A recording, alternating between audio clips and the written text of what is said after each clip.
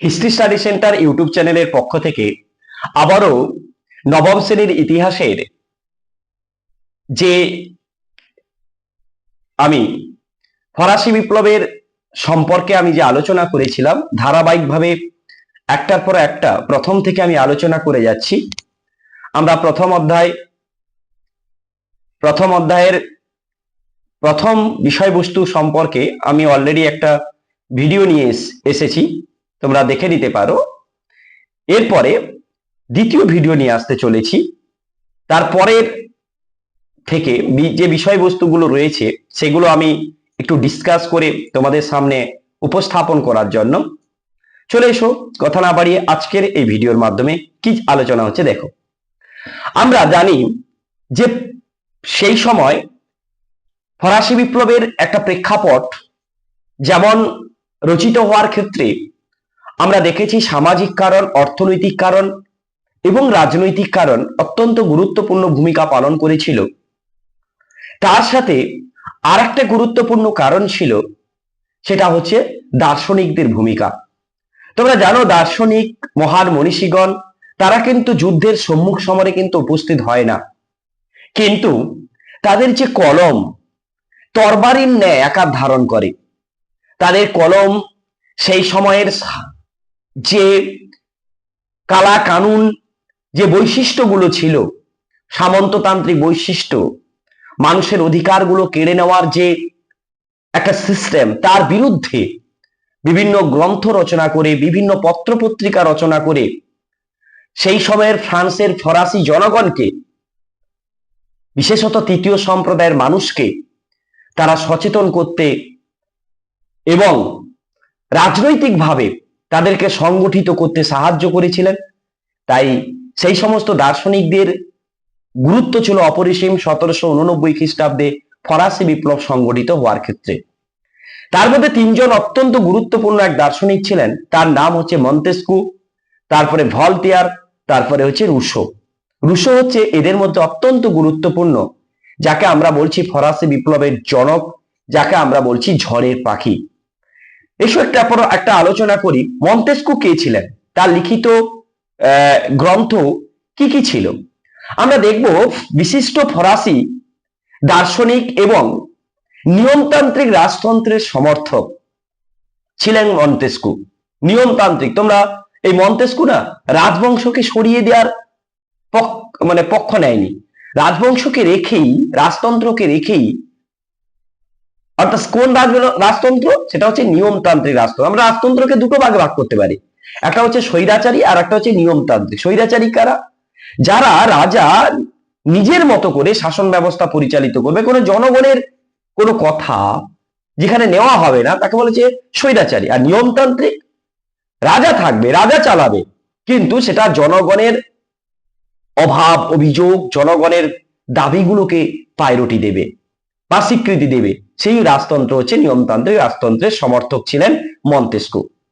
তার দুটি অত্যন্ত গুরুত্বপূর্ণ গ্রন্থ যেটা ফরাসি সমাজে সাড়া জাগিয়ে ফেলেছিল, একটা প্রথম হচ্ছে the spirit of the laws, আর একটা গ্রন্থ হচ্ছে the spirit of the laws, আর একটা হচ্ছে তোমরা জানো তার নাম হচ্ছে Persian letters. The spirit of the laws যেটা আমরা দেখব 1748 খ্রিস্টাব্দে প্রকাশিত হয়েছিল, আর দি পার্সিয়ান লেটার যেটা 1721 খ্রিস্টাব্দে পাবলিশড হয়েছিল।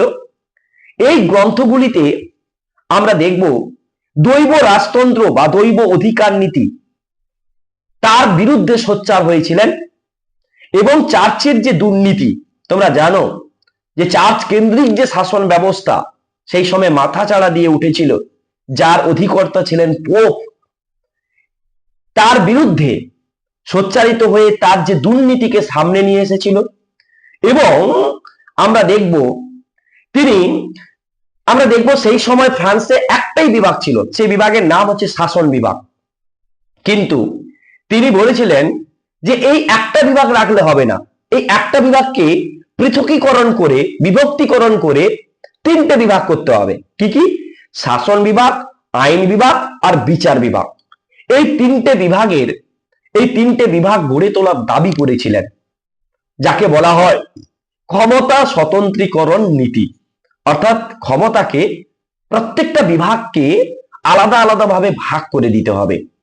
এই নীতির প্রবর্তক ছিলেন মন্তেস্কু, ক্ষমতা স্বতন্ত্রীকরণ নীতি, যার পরবর্তীকালে আমরা দেখেছিলাম যখন 1791 খ্রিস্টাব্দে নতুন সংবিধান রচিত হয়েছিল বা সংবিধান সভার যে কার্যাবলী আমরা যখন পড়ব, তখন দেখবে ফ্রান্সে এই তিনটে বিভাগ গঠন করা হচ্ছে। নেক্সট চলে এসো, ভলতেয়ার কে ছিলেন? দ্বিতীয় যিনি দার্শনিক ছিলেন ভলতেয়ার, তার লেখা দুটি গ্রন্থের নাম কি?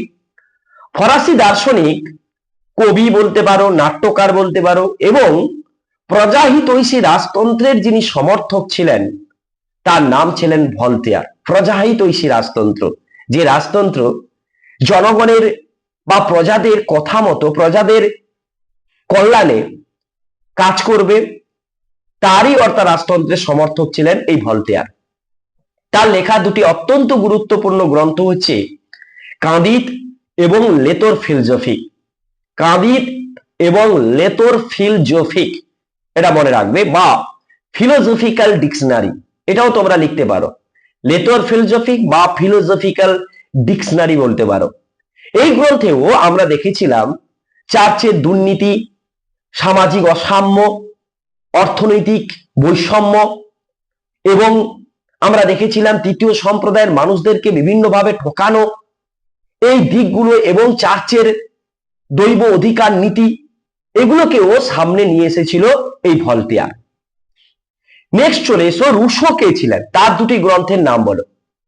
রুশো ছিলেন ফরাসি দার্শনিকদের মধ্যে সবচেয়ে বলিষ্ঠ বা শ্রেষ্ঠ বা জনপ্রিয় যদি অর্থ দার্শনিক বলতে পারি, তার নাম হচ্ছে রুশো, যার পুরো নাম হচ্ছে জা জ্যাকুইস রুশো, যাকে আমরা ঝড়ের পাখি বা ফরাসি বিপ্লবের জনক আমরা বলতে পারি। কেন ফরাসি বিপ্লবের জনক? তার যে রচিত যে গ্রন্থগুলো ছিল সেই সময় রচিত হয়েছিল, যেটা মন্তেস্কু ও ভলতেয়ারের গ্রন্থ যতটা না সাড়া ফেলেছিল, তার চেয়ে মানুষকে আলোড়িত করেছিল এবং রাজনৈতিক অধিকার সম্পর্কে মানুষকে সচেতন করেছিল, যার গ্রন্থ তার নাম হচ্ছে রুশো। যেমন আমরা বলতে পারি একটা গুরুত্বপূর্ণ গ্রন্থ হচ্ছে অসাম্যের সূত্রপাত। অসাম্যের সূত্রপাত, যেটা আমরা দেখব 1755 খ্রিস্টাব্দে পাবলিশড হয়েছিল অসাম্যের সূত্রপাত। এছাড়াও যাকে অসাম্যের সূত্রপাতকে আমরা বলছি, অর্থাৎ তোমরা অলরেডি জানো যে অরিজিন অফ ইনইকুয়ালিটি, এই গ্রন্থ। এছাড়া যে গ্রন্থ সারা জাগিয়েছিল, যাকে আমরা বলছি ফরাসি সমাজের বাইবেল, ফরাসি বিপ্লবের বাইবেল বলা হয়, দি সোশ্যাল কন্ট্রাক্ট, দি সোশ্যাল কন্ট্রাক্ট বা সামাজিক চুক্তি, এই গ্রন্থটি। সেখানে এই গ্রন্থটি 1762 খ্রিস্টাব্দে এখানে পাবলিশড হয়েছিল। এছাড়াও রয়েছে আরো, আমরা এই গ্রন্থ সম্পর্কে আসছি, এছাড়া রয়েছে তোমরা আরো গ্রন্থগুলো রয়েছে, এমিলি রয়েছে, এছাড়া জেনারেল উইল বা জনগণের ইচ্ছা, এই সমস্ত গ্রন্থগুলো রয়েছে। আমরা দেখব রুশোকে ফরাসি বিপ্লবের জনক বলা হয়। তার যে লিখিত এই যে সামাজিক চুক্তি আমি বললাম, যেটা 1762 খ্রিস্টাব্দে প্রকাশিত হয়েছিল, এই গ্রন্থকে আমরা ফরাসি সমাজের বাইবেল বলছি।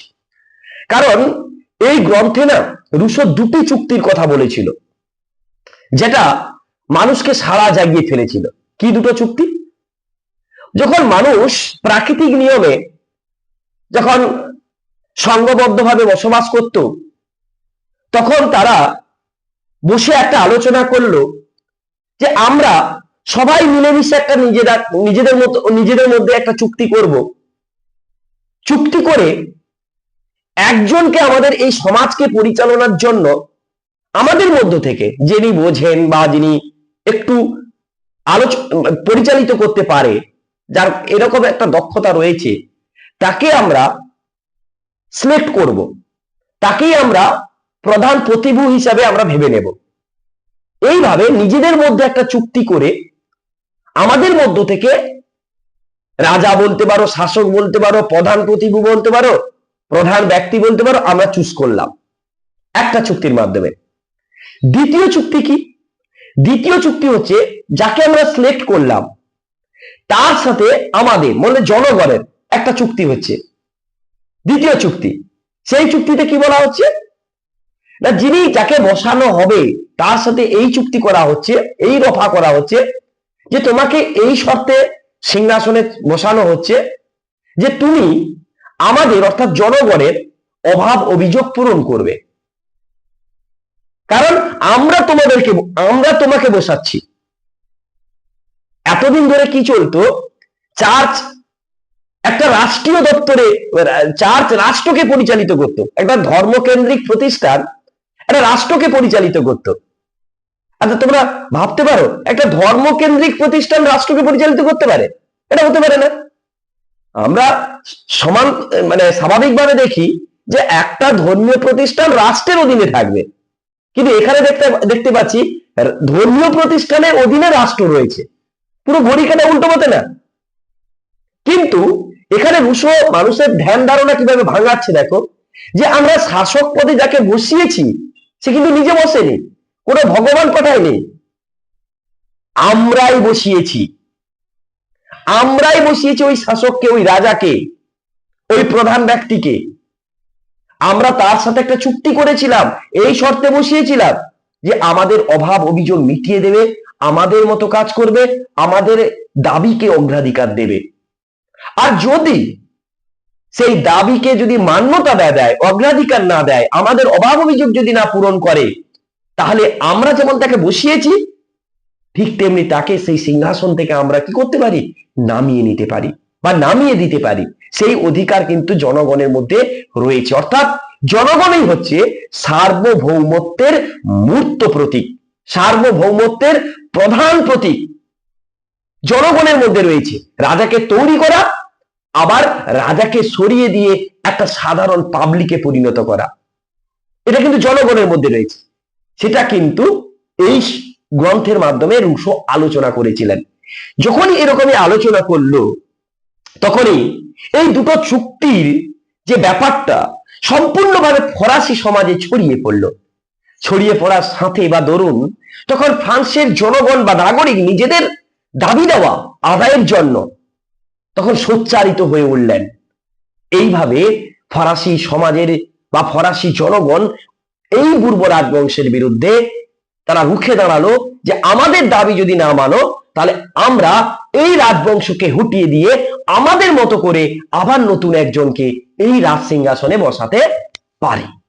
এটা কিন্তু আমাদের অধিকার রয়েছে। নেক্সট চলে এসো ফিজিওক্রাট কারা। ফিজিওক্রাট হচ্ছে এক শ্রেণীর অর্থনীতিবিদ, যাদেরকে বলা হয় এক শ্রেণীর অর্থনীতিবিদগণ, যাদেরকে এক সাথে আমরা বলছি ফিজিওক্রাটস বলছি। এই ফিজিওক্রাটসরা কোন নীতির বিরোধিতা করেছিল? তারা অবাধ বাণিজ্য তত্ত্বের সমর্থক ছিলেন এবং সংরক্ষণ নীতির তীব্র সমালোচনা করেছিলেন, যে ব্যবসা বাণিজ্যকে, শিল্পায়নকে একটা সংরক্ষণ নীতির মধ্যে আবদ্ধ করা যাবে না, একটা অবাধ বাণিজ্যের ওপেন ডোর পলিসি গ্রহণ করতে হবে। তাদের মধ্যে কোনো ব্যারিয়ার থাকবে না, অন্তরায় থাকবে না, সীমারেখা থাকবে না। এই অবাধ বাণিজ্যের সমর্থন করেছিলেন এই ফিজিওক্রাটস। এই যে ফিজিওক্রাটস গোষ্ঠী, এই যে মতবাদ আমরা বললাম, সেই মতবাদের প্রধান সমর্থক ছিলেন কুইশনে বা কুয়েশনে। কুইশনে বা কুয়েশনে ছিলেন প্রধান ব্যক্তি। এইভাবে ফ্রান্সে এই যে দর্শন বা এই যে দার্শনিকদের চিন্তা ভাবনা এতটাই প্রসারিত হয়েছিল, সেই সময় একজন গুরুত্বপূর্ণ আমরা ঐতিহাসিক বলতে পারি ঐতিহাসিক টেইন, তিনি একটা মন্তব্য করেছিলেন, ফ্রান্স দর্শনের বিষ পান করেছিল। ফ্রান্স দর্শনের বিষ পান করেছিল। এছাড়াও আর একটা গুরুত্বপূর্ণ গ্রন্থ ছিল, তোমরা জানো, অর্থাৎ তোমরা জানো এনসাইক্লোপিডিয়া, বিশ্বকোষ, দি এলেমবার্ট ও ডেনিস দিদেরও একটা গুরুত্বপূর্ণ গ্রন্থ যৌথ উদ্যোগে সংকলিত হয়েছিল, যাকে বলছি আমরা এনসাইক্লোপিডিয়া বা বিশ্বকোষ গ্রন্থ। সেখানে ওই গ্রন্থের মাধ্যমে এই ফরাসি সমাজের দুর্বিচার, ফরাসি সমাজের অনাচার এবং যাজক অভিজাত শ্রেণীর অত্যাচার, কর সিস্টেম, চার্চ কেন্দ্রিক শাসন ব্যবস্থা, দুর্নীতি ওশিয়ারিজম এবং দৈব রাজতন্ত্রের তীব্র সমালোচনা এখানেও আমরা লক্ষ্য করতে পেরেছিলাম। এইভাবে ফার্সি জনগণকে রাজনৈতিকভাবে নিজেদের দাবি দাওয়া আদায়ের সচেতনতার একটা প্রেক্ষাপট যদি কারা রচনা করে, তারা হচ্ছে এই মহান দার্শনিকগণ। আজকের এই পর্যন্ত। আমরা নেক্সট তৃতীয় ভিডিও নিয়ে আসবো এই ফরাসি বিপ্লব সম্পর্কে। সবাই ভালো থাকবে, চ্যানেলটিকে শেয়ার করবে।